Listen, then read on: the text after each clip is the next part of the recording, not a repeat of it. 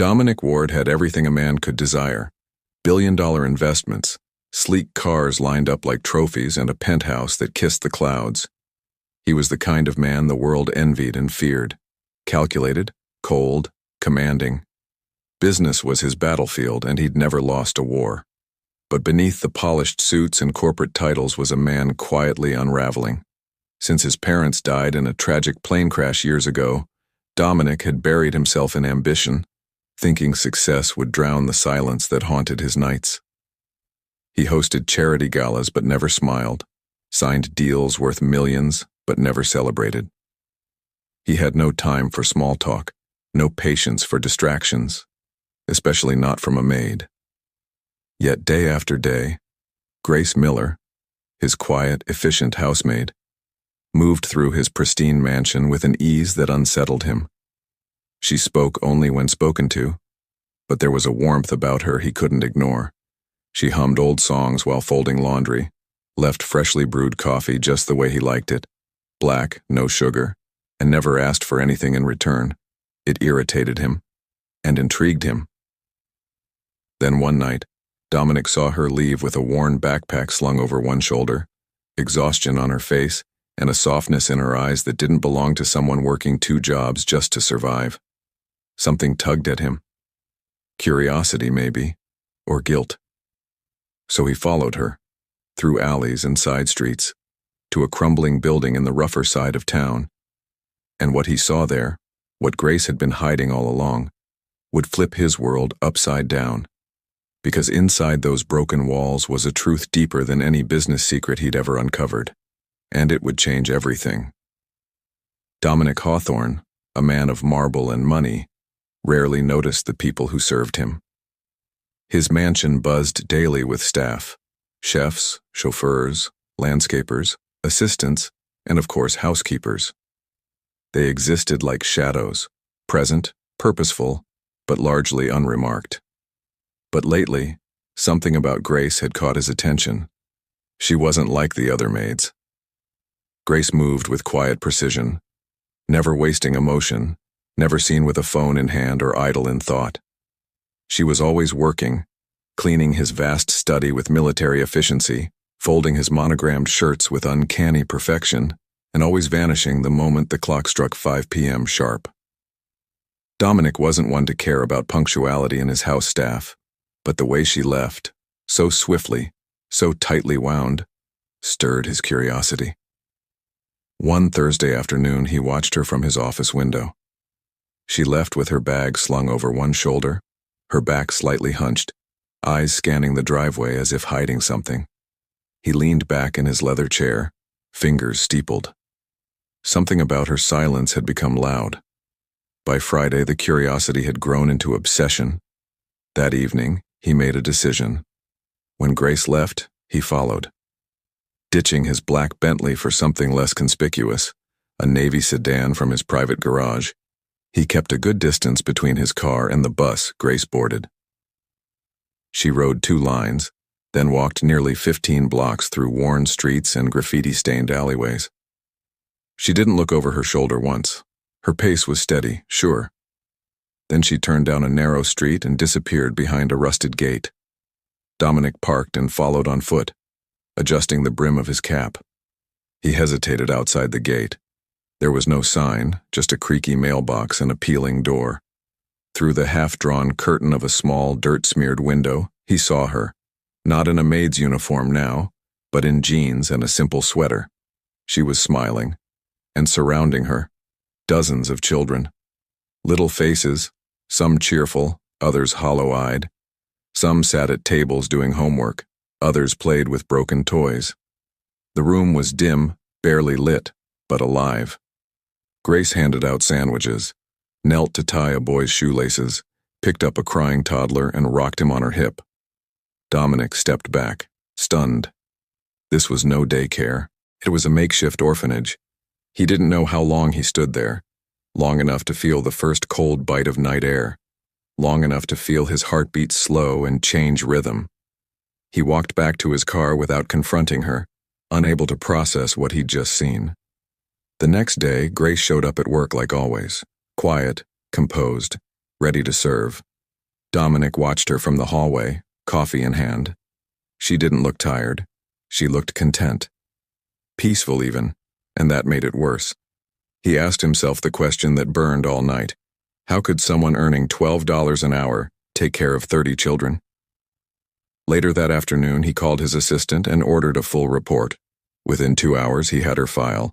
28 years old, born in the Bronx, no criminal record, graduated high school but didn't pursue college, employed in various housekeeping roles since age 17, lives in a shared flat listed under someone else's name. No mention of kids, no mention of a shelter.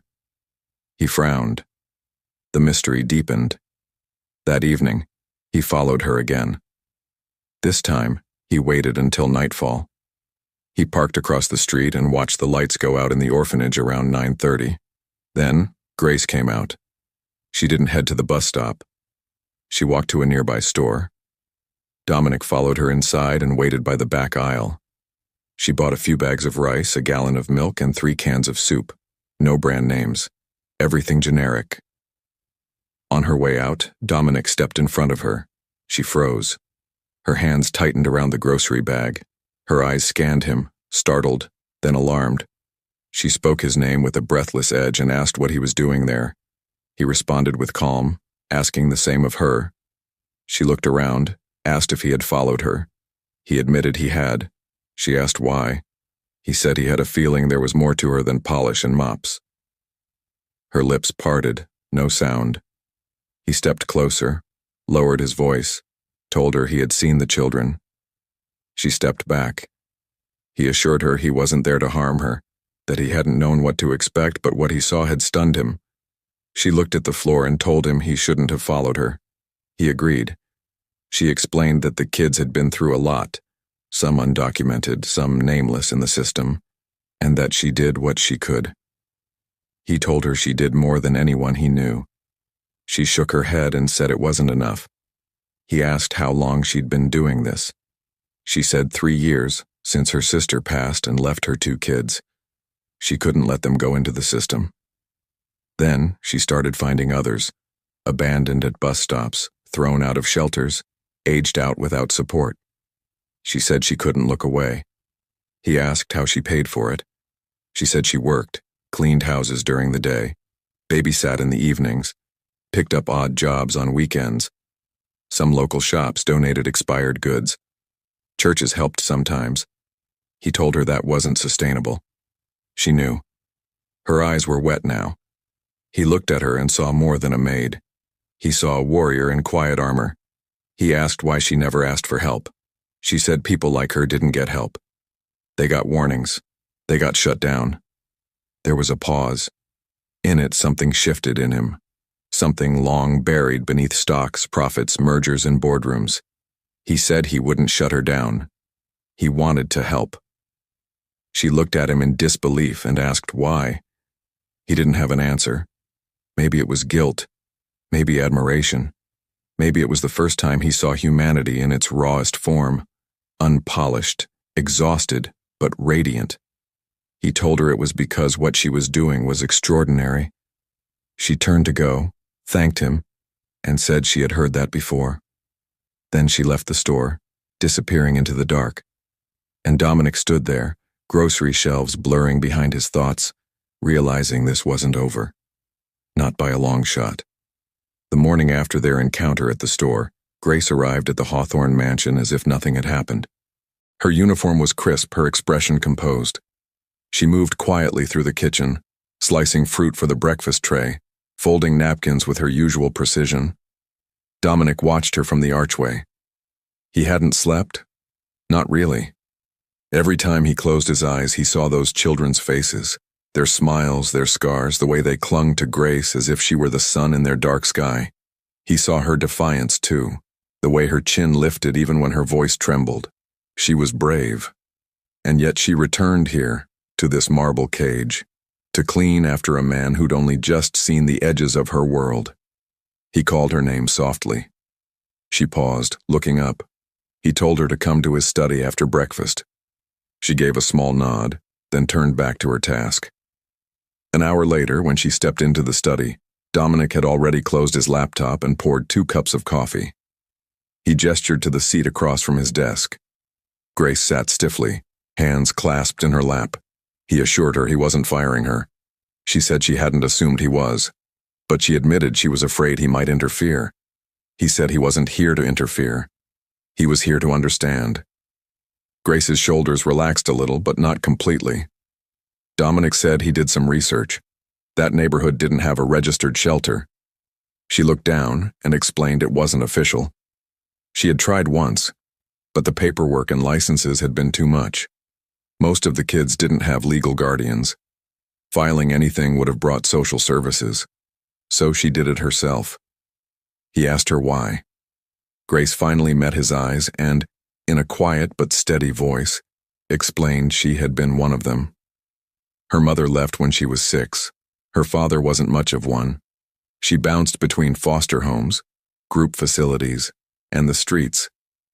Aged out at 16, no safety net, no support. She cleaned apartments, babysat, begged for help, and somehow made it through. She promised herself if she ever saw a kid in the same place she'd been, she wouldn't walk away. Dominic leaned back in his chair, throat tight. She continued, saying her sister died in a car accident 3 years ago. A single mother. Her twins, Lena and Micah, were 7. Grace took them in, but they weren't the only ones. Her sister had volunteered at a community center. Some of those kids had nowhere to go. So they came to Grace. Then more came. Runaways. Children who'd lost parents to drugs or violence. Babies born to homeless mothers who vanished. Dominic asked if she housed and fed them all. Grace nodded. She found an abandoned building. Begged the owner to let her live there rent-free in exchange for cleaning his store. She patched the roof, fixed leaks, painted walls, made every penny stretch. Dominic rubbed his face and told her it wasn't just generous. She offered the word stupid. He replied no, it was heroic. Silence filled the room. Grace said she didn't want charity or recognition, just safety for the kids. Dominic walked to the window, looking over the garden. He asked if the children knew what she gave up. Grace said they just thought she cared. That was all they needed to know. He turned back to her and asked if she wanted help. She hesitated, said she didn't want to lose them. He promised she wouldn't. She asked how he could promise that. He said they'd make it official. Permits, repairs, beds, teachers, nurses, social workers. Transform the place. She worried about the children. He interrupted and said they'd stay with her. He wouldn't let anyone take that from them, or from her. Her voice trembled as she asked why he was doing this. Dominic smiled faintly and said he'd built skyscrapers for profit, funded startups for fun, spent millions on things he barely remembered, but he'd never seen anyone do more with less than her. She was proof one person could matter. Grace wiped her eyes and stood, saying she had to get back to work. He told her he was serious. She said she was too. She said, then she left, still scared, still uncertain, but holding a flicker of hope she hadn't dared feel in years. Over the next week, Dominic changed. He hired a lawyer to begin legal paperwork for the shelter under a new nonprofit, Grace Haven. He met with social workers and architects. He even visited the site in daylight to Grace's horror. She warned him not to scare the kids. He said he wasn't that scary. She replied that he was 6'3" and looked like he ate CEOs for breakfast. Dominic laughed, for the first time in years. The children warmed up to him faster than he expected. Lena and Micah were bright and funny. A shy boy named Zeke clung to Grace, but nodded solemnly when Dominic offered to fix the kitchen ceiling. They didn't care about his money. They cared that he showed up, and that changed him. He began showing up not just for repairs, but to read to them, help with homework, bring food. Slowly, he became part of their world.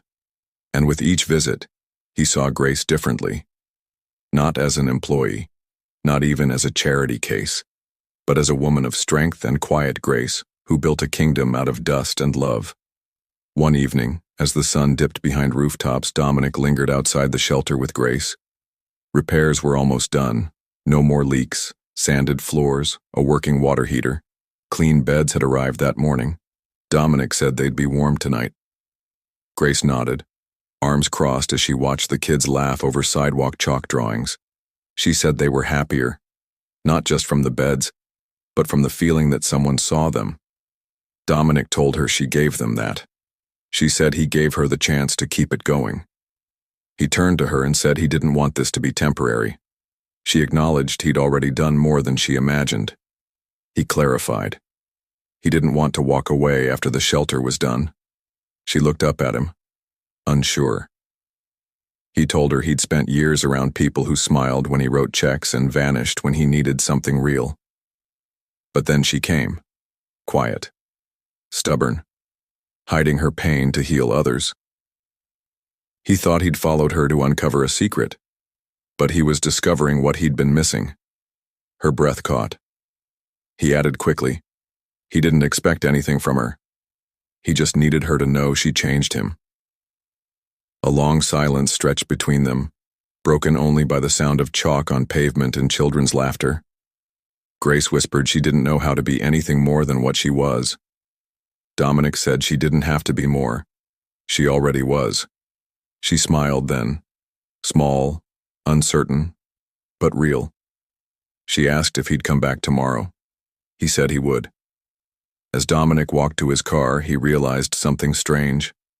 For the first time in years, he wasn't thinking about meetings or mergers. He was thinking about bedtime stories, and a woman who turned rags into miracles. Dominic knelt and told Zeke he wasn't going anywhere, not from the shelter, not from him. Zeke asked if Dominic would stay, even if they weren't his real kids. Dominic's throat tightened. He told Zeke he didn't need to be blood to matter. Zeke nodded and leaned against Grace. On the walk back, Grace whispered that Dominic was more than a donor. He told her she was more than just the woman who started it all. She smiled, barely believing this was real. Dominic stopped walking and said he had something for her. He handed her an envelope. Inside was the deed to the building. Grace now officially owned Grace Haven. Her eyes filled with tears. She said she didn't know what to say. Dominic told her not to say anything, just keep doing what she was doing. She was the heart of the place. She reached for his hand. He took it gently, and under the streetlight, she leaned in and kissed him. Soft, hesitant, and full of meaning. When they pulled apart, she whispered that he changed everything. Dominic smiled. No, Grace. You changed me. 1 year later, Grace Haven had expanded into 2 more shelters. A new program helped teens transition to college and jobs.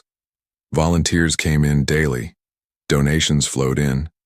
But most importantly, kids were safe, warm, and loved. Dominic was no longer a man defined by his net worth. He was defined by what he gave, by the lives he touched, by the woman who taught him that love wasn't found in boardrooms, but in cracked playgrounds and bedtime stories. Every evening, he walked through the doors of Grace Haven, not as a savior, but as family. And when the kids shouted his name and Grace smiled from across the room, he knew. He hadn't just followed his maid. He'd followed his heart. And it had led him home. 1 year later, the echo of laughter filled the halls of Grace Haven. Now not just one building, but a network of safe spaces across the city. And soon, the state. Where once there was silence and fear, there was now joy. Where there had been crumbling walls and shattered hope, there were warm beds, stocked libraries, home-cooked meals, and dreams blooming in every corner. Dominic Ward sat in a cozy reading nook, his custom-tailored suits long replaced by jeans and soft flannel. A little girl curled up beside him, book in hand, her eyes wide with wonder. He read to her softly, his voice no longer sharp from boardroom negotiations, but calm, gentle. Across the room, Grace knelt beside 2 boys building towers out of wooden blocks. Her laugh rang out like sunlight. Her hands were covered in washable paint. Her eyes, once wary and weighed down by years of struggle, now shone with purpose and peace. After the reading session, Dominic slipped outside to the garden, where tomatoes and sunflowers stretched tall, planted by tiny hands and nourished with care. He sat on the same bench where he'd once spoken to Grace about the idea of change, before he understood how deeply it would root itself in him. She joined him, handing him a lemonade. No words were needed. Her hand found his naturally, as if it had always belonged there. She asked him softly what he was thinking about. He looked at her and said her name. How one woman, doing quiet, invisible work, changed the life of a man who thought he had it all. She smiled, eyes crinkling, and whispered that he had changed too, not because of money, but because he finally saw people and let himself care. He glanced back toward the shelter, where a boy he'd once found hiding behind broken crates was now leading a group art class. Dominic said he had found something he never knew he needed: family, legacy, a reason beyond numbers. He looked at Grace, his voice thick with meaning, and said he had found her. That night, as the sun dipped low and fairy lights twinkled across the courtyard, the children danced barefoot to soft music. Volunteers served slices of cake. A banner above read, "1 year of grace." And at the center of it all, Grace and Dominic stood hand in hand, not as employer and maid, not as billionaire and worker, but as partners. In hope, in healing, in love. The man who had once followed his maid out of suspicion now followed her into a future full of purpose, forever changed by the woman who taught him the true meaning of wealth. Thank you for watching. Please don't forget to subscribe, like, comment, and share. Bye. See you in our next video.